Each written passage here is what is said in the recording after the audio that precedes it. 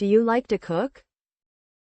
Yes, I do. Cooking helps me feel relaxed after long hours working. Is there any kind of food you don't like?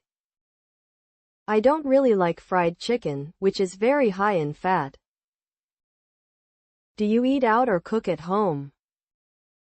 I usually cook at home. Sometimes when I'm busy, I go out to eat. How often do you cook? Just when I have free time.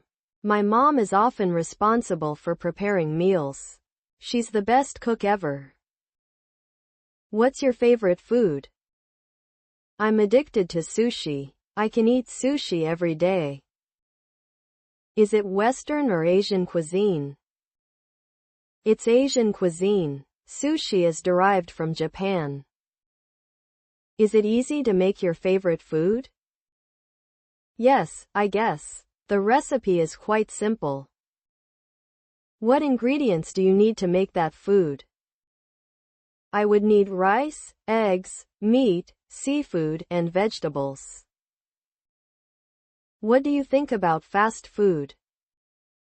I don't really like fast food. It's not healthy at all. Would you say that you have a healthy diet? Yes, I would. I prefer eating vitamins, protein and less fat.